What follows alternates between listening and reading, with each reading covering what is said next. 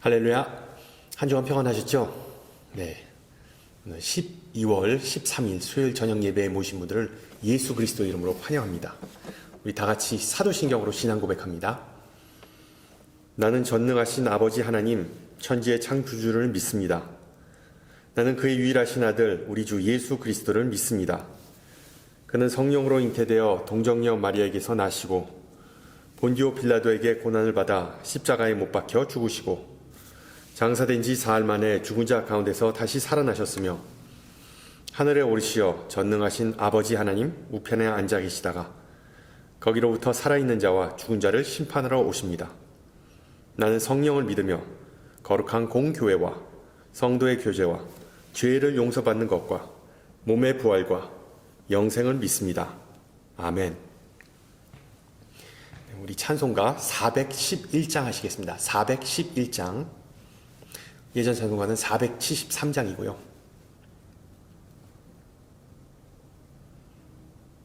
찬송가 411장 내 맘속에 우리 함께 찬양합니다.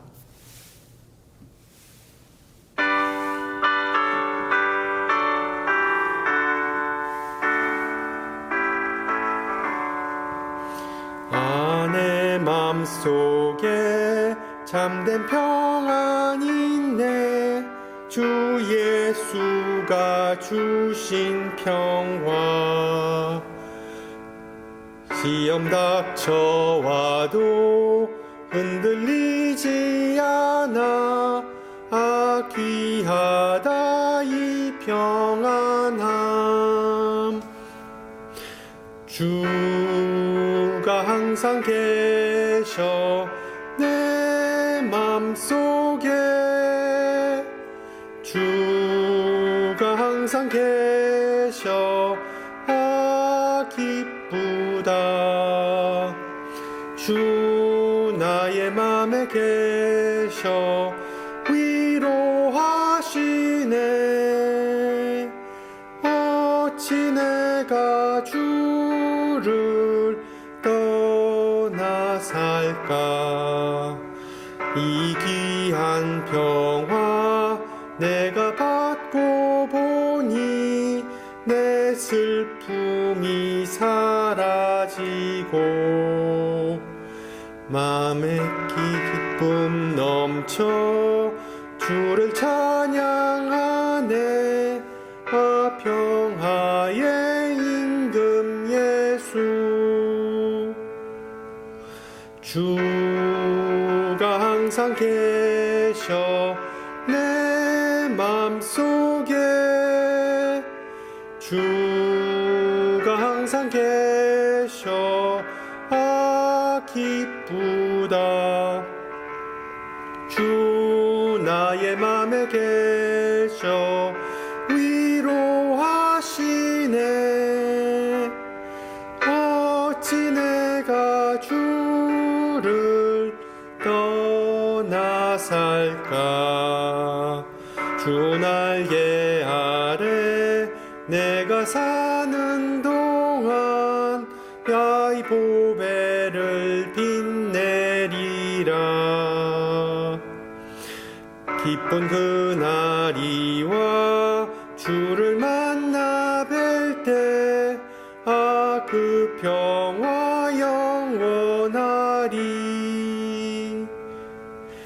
주가 항상 계셔 내 맘속에.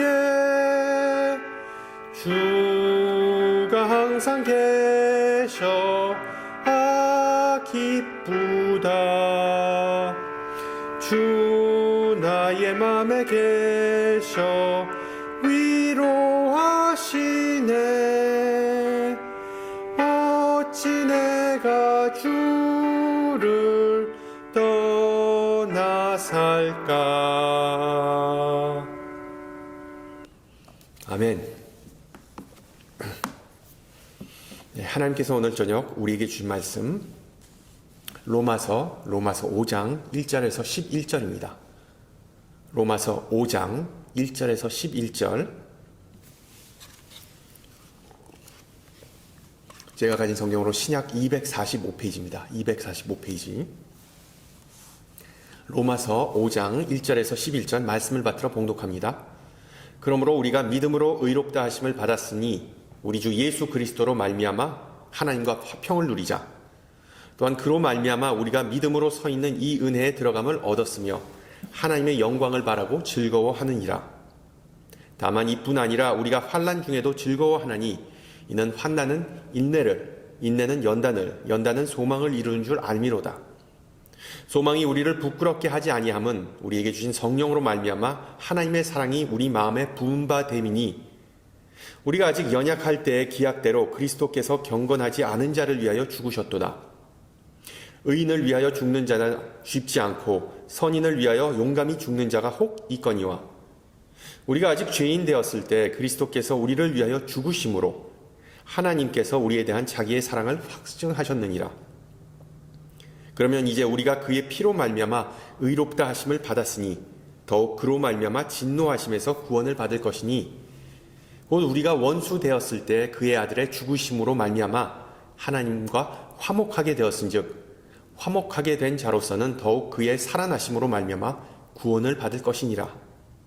그뿐 아니라 이제 우리로 화목하게 하신 우리 주 예수 그리스도로 말미암아 하나님 안에서 또한 즐거워하느니라. 아멘. 이번 주가 벌써 대강절 둘째 주네요. 둘째 주. 예.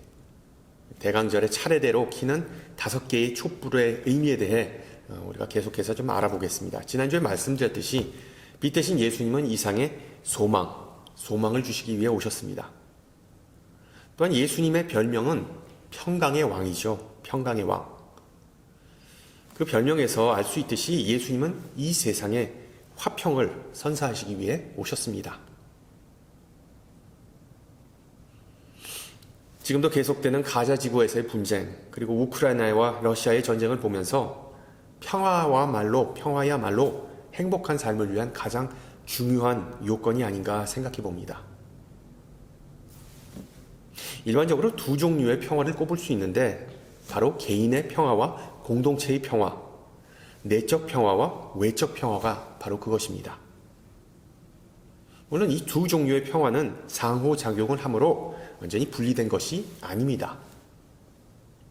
그러나 대체적으로 정치적으로 안정된 국가에 사는 사람들은 주로 내적 평화, 즉 마음의 평화를 추구하는 경향이 있는 반면에 정치적으로 불안한 나라에 사는 사람들은 외적 평화 또는 물리적 평화, 즉 폭력과 전쟁이 없는 상황을 갈망합니다.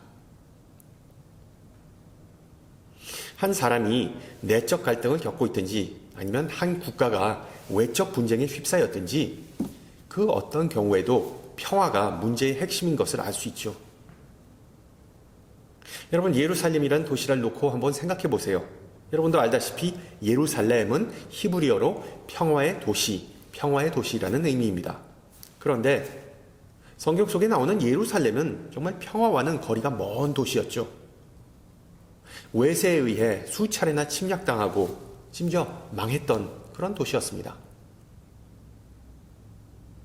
그러므로 많은 예언서와 시편에는 이스라엘 민족이 자신들이 사는 왕국, 특히 수도인 예루살렘 도성을 위한 기도가 많이 등장합니다. 그리고 구약시대부터 지금까지 별로 변한 것이 없는 것 또한 사실입니다. 아직도 이스라엘은 중동의 화약고라고 불리면서 어떤 이들은 3차 세계대전이 이스라엘에서 일어날 것이라고까지 주장합니다. 화평이라는 단어는 헬라어로 에이레네이고 히브리어로는 샬롬입니다. 이 두 단어는 갈등이 없다, 싸움이 없다라는 의미가 있습니다. 그러나 이 두 단어는 또한 그보다 훨씬 더 포괄적이고 심오한 뜻이 있습니다. 그 두 단어 모두 삶의 모든 영역에서 건강함 그리고 온전한 상태를 가리킵니다. 즉 성경이 말하는 평화는 또는 화평은 주변 환경이나 외부적인 요인에 따라 결정되는 평화가 아니라 그것을 뛰어넘는 초월하는 평화를 가리킵니다. 그런 평화가 과연 어떤 종류의 평화일까요? 그 대표적인 사례는 요한복음 14장의 예수님의 고별 연설에서 찾아볼 수 있습니다. 예수님은 본인이 곧 죽게 될 것을 알고 잡히기 전에 제자들에게 마지막 유언을 이렇게 남기시죠. 평안을 너희에게 끼치노니 곧 나의 평안을 너희에게 주노라. 내가 너희에게 주는 것은 세상이 주는 것 같지 아니하니라. 너희는 마음에 근심하지도 말고 두려워하지도 말라. 임종을 앞둔 사람, 특히 자신이 사형틀에 죽임을 당할 것을 알고 그것을 기다리는 사람에게는 더더욱 마음에 평안함이 없을 것입니다. 죽음에 대한 두려움과 공포, 이것은 결코 가벼운 것이 아니죠. 예수님의 심리적 상태도 이와 별반 다를 것이 없었을 겁니다. 따라서 죽음을 앞둔 예수님께서 제자들에게 평안을 준다는 것은 다소 역설적이고 이해가 안 가는 내용입니다.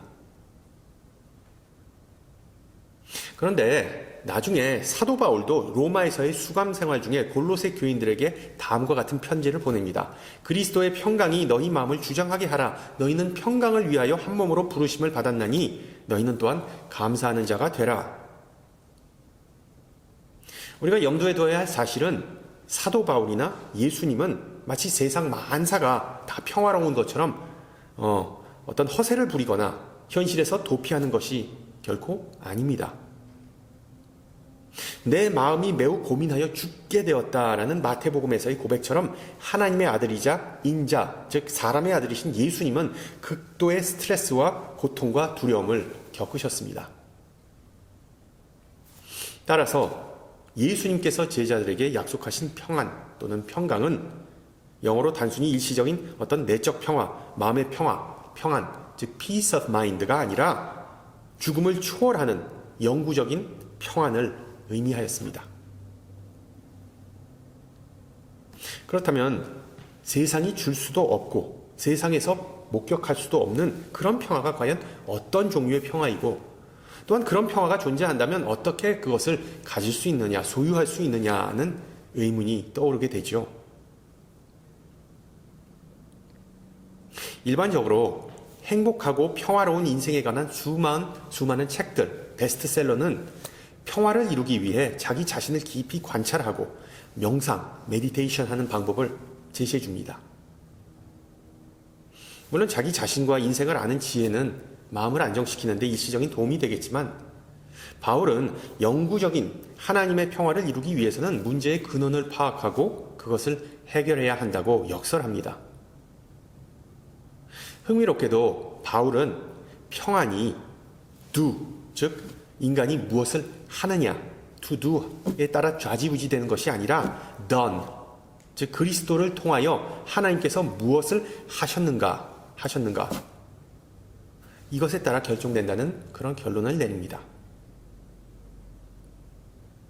우선 바울은 다음과 같은 진단을 우리에게 제공합니다. 우리 인간이 평안을 이루는데 가장 큰 걸림돌은 우리 자신이 진정 원하는 사람이 되지 못한다는 그런 딜레마와 더 나아가 하나님께서 우리에게 원하시는 사람이 못 된다는 뼈아픈 현실을 지적합니다. 그리고 그는 이 문제를 로마서 2장에서 이미 언급하였습니다. 모든 사람이 죄를 범하였음에 하나님의 영광에 이르지 못하더니, 쉽게 말하면 죄로 인하여 모든 인간은 자기 자신을 객관적으로 볼 능력을 상실하였습니다. 그래서 우리 인간은 하나님께서 창조하신 목적과 그 이유를 상실하고 망각한 채 살아간다는 것입니다. 여기서 죄는 두 가지의 의미를 내포합니다. 우선 인간의 죄성, 즉 하나님의 창조의 목적에서 벗어나고자 하는 그런 성향, 그리고 인간 스스로 벗어날 수 없는 참 절망적인 현실을, 암울한 현실을 가리킵니다. 다시 한번 말씀드리죠. 죄는 바울에 의하면 두 가지의 의미를 내포하고 있습니다. 첫째, 인간의 죄성, 즉 하나님의 창조의 목적에 자꾸만 엇갈리고자 하는 그런 마음, 성향, 그리고 또한 인간 스스로 벗어날 수 없는 암울한 절망적인 현실, 이것이 바로 죄의 정의입니다. 우리 인간은 죄로 망가진 세상 속에 살기 때문에 계속해서 잘못된 선택을 반복하고 과거의 실수에 집착하고 그리고 미래에 대한 불안을 느끼게 됩니다. 따라서 성경은 자기 자신을 아는 것보다 참된 평안을 가로막는 죄의 문제를 유일하게 해결할 수 있는 창조주 하나님을 먼저 인식하는, 그 하나님의 뜻을 아는 것으로부터 출발하라고 우리에게 말해주고 있습니다. 그리고 로마서 5장은 바로 하나님께서 저와 죄와 그 평화의 문제를 해결하기 위해 우리를 위해 어떤 일을 하셨는지를 설명하고 있습니다. 1절과 2절을 다시 한번 읽겠습니다. 그러므로 우리가 믿음으로 의롭다 하심을 받았으니 우리 주 예수 그리스도로 말미암아 하나님과 화평을 누리자. 또한 그로 말미암아 우리가 믿음으로 서 있는 이 은혜에 들어감을 얻었으며 하나님의 영광을 바라고 즐거워하느니라. 자, 보다시피 여기서 중요한 표현은 바로 하나님과 화평을 누리는 것입니다. 그래서 먼저 바울은 전반적인 화평의 조건으로 peace with God, 즉 하나님과의 평화를 언급합니다. 하나님과의 평화. 여러분, 성경의 난해한 구절을 읽고 해석할 때 즉 전체적인 문맥을 보는 것도 중요하지만 어떤 나무, 즉 특정한 단어를 파고드는 것 또한 아주 중요합니다. 하나님께서 주시는 평안이라는 선물을 받기 위한 첫 번째 요건은 하나님과 평화로운 관계를 이루어야 합니다. 그렇다면 우리는 어떻게 하나님과 평화를 이룰 수 있을까요? 1절을 다시 보세요. 세 개의 단어가 나오죠. 세 개의 단계. 우선 믿음에서 의롭다함, 첫 번째 단계. 그리고 의롭다함에서 화평, 두 번째 단계. 그리고 마지막 단계는 화평에서 은혜. 결과적으로 하나님과의 관계의 개선의 출발점은 예수님을 믿고 의지하는 데서 시작합니다. 하나님께서 예수님을 통해 어떤 일을 하셨는지를 우리가 알고 그 사실을 믿으면 하나님과 인간은 화평을 누릴 수 있다고 바울은 말해줍니다. 믿음과 화평의 상관관계를 설명해주는 찬송의 가사가 있죠. 주의 약속하신 말씀 위에서 세상 염려 내게 엄습할 때에 말씀으로 힘써 싸워 이기며 약속 믿고 굳게 서리라. 어렸을 때부터 신앙생활 하신 분들은 예수님을 믿고 의지해야 한다라는 표현을 수도 없이 들으셨을 겁니다. 그런데 그게 구체적으로 무슨 의미인가요? 방금 부른 찬양의 가사처럼 우리가 생명의 말씀 대신 예수님의 그 약속을 믿고 의지하면 하나님과 화평을 이룰 수 있습니다.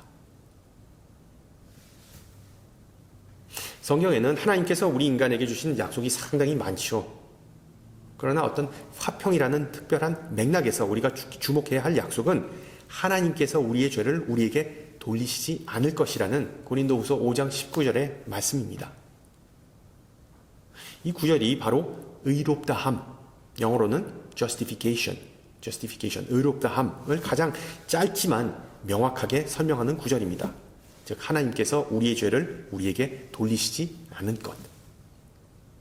의롭다함, justification, 비록 우리 현대인들이 일상생활에서 아예 쓰지 않는 용어이지만 기독교의 핵심 교리 중에 하나이죠.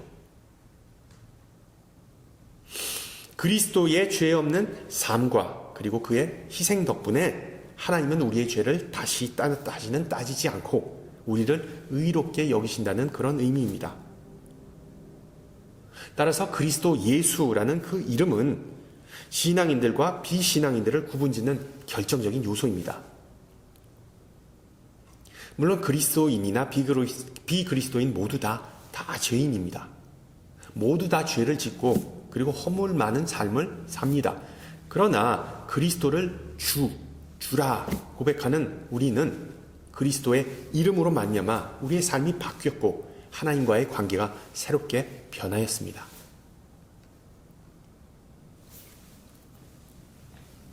2차 세계대전 중에 있었던 실화인데 프랑스에서 어느 유대인 여성이 나치 정권의 비밀 경찰인 게슈타포의 마술을 피해 이리저리로 피해 다녔습니다.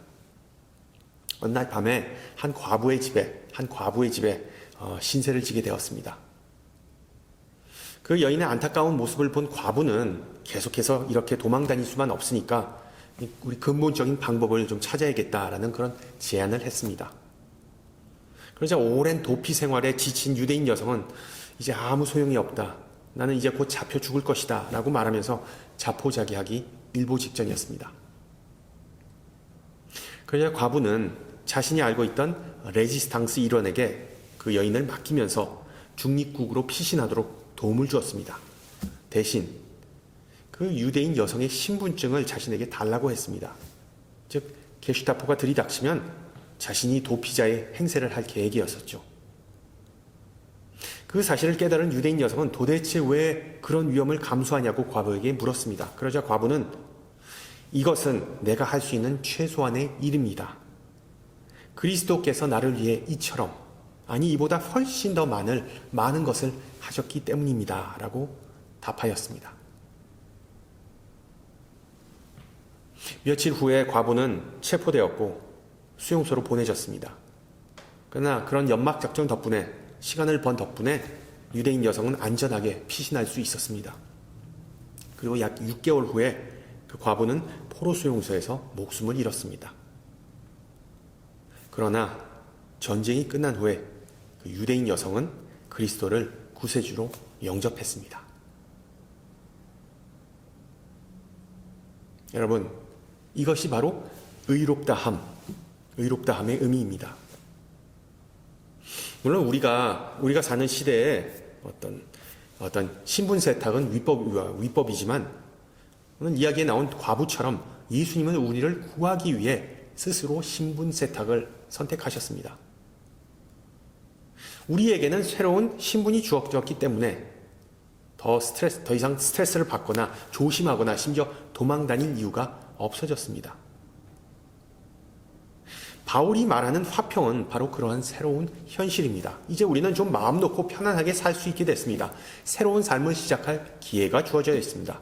하나님과 평안한 관계 속에 있기 때문에 우리는 더 이상 하나님의 눈치를 보거나 부담스러워할 필요가 전혀 없다는 의미입니다. 예수의 이름은 그 무엇과도 비교할 수 없는 능력이 있음을 믿으십니까?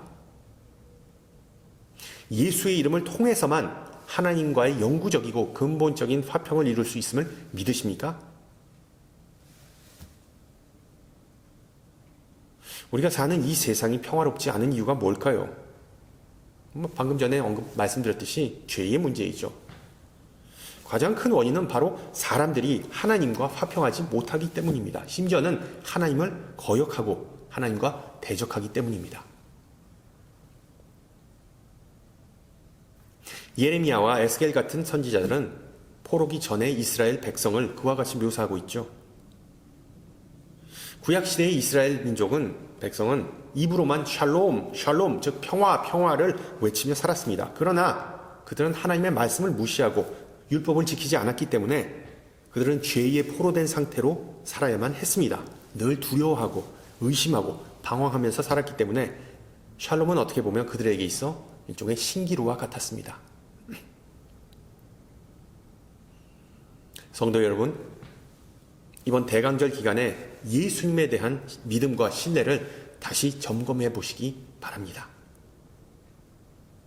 하나님의 말씀에 한 번 더 귀를 기울이면서 하나님께서 우리에게 주신 약속이 내 마음속에서 지금 희미해지지 않았는지, 희석되지 않았는지를 좀 파악하고 회개하는 시간 가지시기를 소망합니다. 둘째, 하나님과 화평을 이룬 사람은 또 하나의 평안을 경험하게 되는데 그것은 바로 the peace of God, 즉 하나님의 평화입니다. 하나님의 평화. 3절에서 5절을 보세요. 우리가 환난 중에도 즐거워하나니 이는 환난은 인내를, 인내는 연단은 소망을 이루는 줄 알미로다. 소망이 우리를 부끄럽게 하지 아니함은 우리에게 주신 성령으로 말미암아 하나님의 사랑이 우리 마음에 부은 바 됨이니라. 예수를 영접하고 주님의 영이 우리 안에 거하면 우리는 다양한 열매를 맺을 수 있습니다. 또한 성령께서는 우리 마음에 평안에 방해가 되는 걱정, 근심, 염려, 불안과 같은 그런 요소를 싹 다 제거해 주십니다. 하나님의 평안, 하나님께서 주시는 평안은 우리의 심령을 잠잠케 하는 능력이 있습니다. 자신이 처한 상황에 따라 오락가락하는 그런 평안이 아니라 하나님께서 우리를 사랑하시고 돌보신다는 그 확신에 근거한 평안이 있기 때문에 우리의 영혼은 잠잠할 수 있는 것이죠. 역설적으로 우리가 고난이나 시련을 겪을지라도 우리 마음속에 기쁨과 평안이 존재할 수 있는 근거가 바로 여기에 있습니다. 이 평안이 마음속에 있는 사람은 바울처럼 그리스도의 이름을 찬양하고 그리스도의 십자가를 자랑할 수 있습니다. 그리고 그런 사람의 존재감은 당연히 근심이 많은 이 세상 속에서 두드러집니다. 이처럼 우리의 마음을 평안하도록 사역하시는 성령님을 지칭하는 헬라어 단어 파라클레테는 위로하다, 안심시키다를 의미하는 파라칼레오라는 헬라어 동사에서 유래됐습니다. 따라서 하나님의 평화를 의미하는 위로하심은 또한 동행과 친교와 연관이 있습니다. 동행과 친교. 다니엘의 세 친구 사드락, 메삭, 아벳느고는 여러분 알다시피 금동상에 절을 하지 않고 오직 야훼 하나님만 섬기겠다고 선언한 후에 그 풀무불에 던져지죠. 그 느부갓네살 왕은 풀무불 속에 3명이 아닌 4명의 사람을 보았다고 성경은 기록합니다. 그 네 번째 사람을 성경은 신들의 사람으로 묘사하는데 하나님의 사자 성령님께서 위기에 처한 하나님의 백성과 동행하시고 그리고 임마누엘 하나님의 사역을 보여주시는 함께하시는 하나님의 함께하심을 보여주는 대목이죠. 마찬가지로 초대교회 성도들은 로마 제국의 박해를 경험하면서 심지어 목숨을 잃어가면서 그리스도의 증인으로 열심을 다해 복음을 선포하고 그리고 기쁘게 하나님을 찬양했습니다.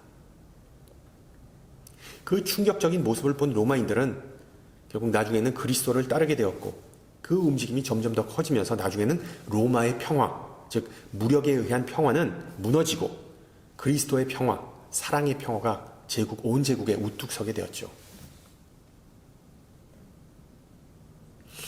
이처럼 하나님의 평화가 우리 안에 거할 때, 우리 안에 임할 때 마치 벌들이 꽃에 끌리는 것처럼 다른 사람들도 우리와 가까워지고 동행하고 싶은 마음을 느끼게 됩니다.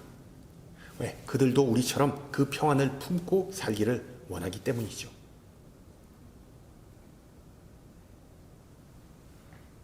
신앙인이 성령의 열매를 맺는 삶을 사는지를 아는 방법은 삶이 힘들고 자신이 계획한 대로 일이 되지 않을 때 부정적인 반응을 보이지 않는다는 것입니다. 물론 성령이 충만한 사람도 힘들어하고 다소 염려할 수 있습니다. 그러나 성령의 사람이 돋보이는 부분은 예수님처럼 고난 가운데서의 인내입니다. 인내. 그리하면 모든 지각에 뛰어난 하나님의 평강이 그리스도 예수 안에서 너희 마음과 생각을 지키시리라 라는 빌립보서의 약속처럼 성령이 내주하는 사람은 인내와 그리고 또한 소망을 갖고 살아갑니다. 따라서 하나님의 평화는 성령의 열매를 많이 맺게 해주는 비옥한 토양과 같습니다. 이번 대강절을 맞이하는 우리의 영적 상태를 한번 자가 진단해 볼까요? 여러분의 지금 마음이, 정신이 향하는 곳, 즉 현재의 관심사는 무엇입니까? 성령의 열매인가요? 아니면 육신의 열매인가요? 또한 지금 여러분의 입술에서는 찬양이 나오는가요? 아니면 불평불만이 나오는가요? 아니면 아무런 열매나 말조차 나오지 않는가요? 만약 그런 경우라면 여러분은 분명히 평안이라는 문제를 갖고 사는 것입니다. 그럴 때일수록 다시 제1단계로 돌아가서 그리스도를 통해 무너진 제단을 쌓고 하나님과 the peace with God, 하나님과의 평화를 도모하시기 바랍니다. 그러나 성령님께서 주시는 평화는 그 자체만으로 최종 목적이 아닙니다. 화평은 서로 나눔으로써 완성됨을 우리는 기억해야 합니다. 누가복음 10장에서 예수님께서 70인의 제자를 보내시면서 세상으로 파송하시면서 그들에게 어떤 집을 들어갈 때 인사말을 이렇게 인사하라고 인사말을 가르쳐 주시죠. 이 집이 평안할지어다. 뭐 샬롬, 그죠? 무슨 뜻입니까? 하나님의 평안은 제자들 개개인에게만 주어진 어떤 선물, 어떤 내적 감정이 아니라 다른 이들에게도 전달하라고 주신 선물이라는 그런 의미입니다. 마찬가지로 바울은 할 수 있거든 너희로서는 모든 사람과 더불어 화목하라라고 말합니다. 종합해보면 하나님과 화평한 사람에게는 하나님의 평안이 주어지고 그 사람은 peacemaker, 즉 화해를 이루는 사람이 된다라고 성경은 기록합니다. 우리가 peacemaker가 될 때 하나님은 영광을 받으십니다. 왜? 평화롭지 않은 세상에서, 죄 많은 세상에서 하나님의 평안을 주라고 하나님은 우리에게 명령하셨기 때문이죠.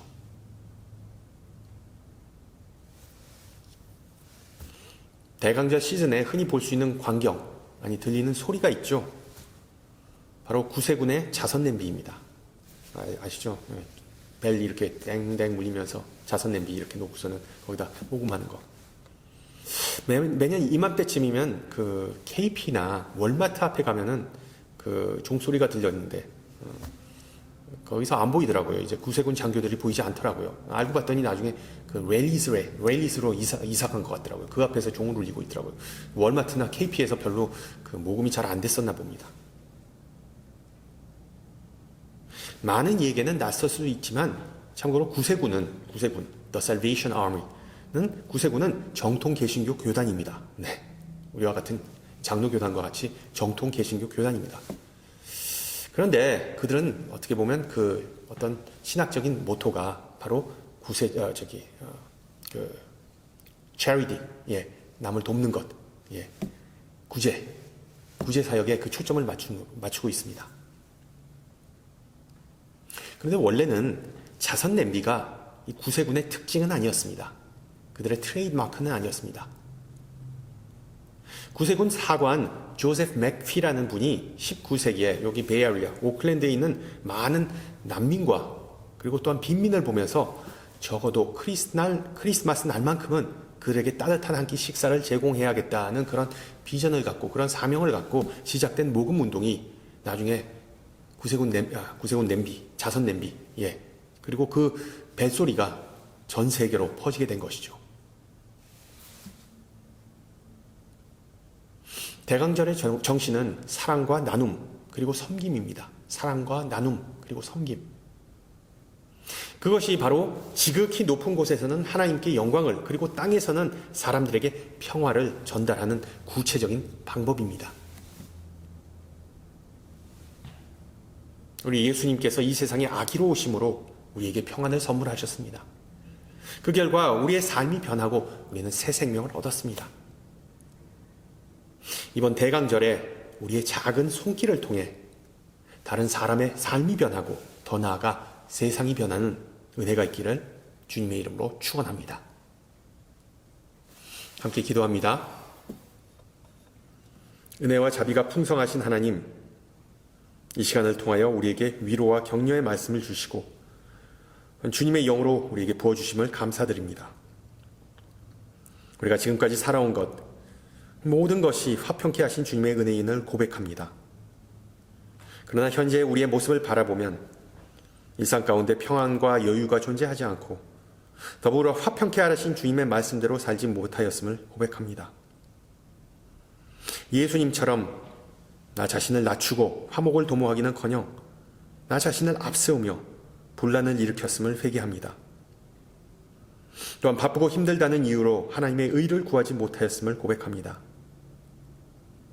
이 저녁에 모인 우리 예수님을 우리 삶의 중심으로 다시 삼고 십자가를 생각하면서 남을 용서하고 남을 품고 또한 남을 섬기기를 간절히 기도합니다. 특히 한 해를 마감하는 이 시점에서 우리의 신앙 여정을 다시 한번 되돌아보고 또한 앞으로 나갈 길을 위해 기도합니다. 주님께서 주시는 멍에는 가볍고 단순한 것임을 믿고 다시 한번 우리의 마음을 주님께로 향하고 주님의 이름을 높이기 위해 헌신하기를 소망합니다. 특히 바쁜 연말 동안 우리의 삶의 페이스를 좀 늦추고 사소한 것들을 돌아보고 감사하면서 주님께서 주시는 참된 평안을 누리고 이루게 하옵소서. 함께 주님 가르쳐 주신 기도합니다.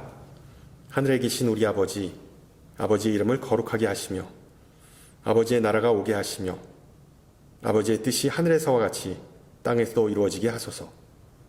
오늘 우리에게 일용할 양식을 주시고 우리가 우리에게 잘못한 사람을 용서하여 준 것 같이 우리 죄를 용서하여 주시고 우리를 시험에 빠지지 않게 하시고 악에서 구하소서. 나라와 권능과 영광이 영원히 아버지의 것입니다. 아멘. 네, 예배를 마쳤습니다. 그리고 풍성한 열매 맺는 그런 대강절 기간 보내시고요.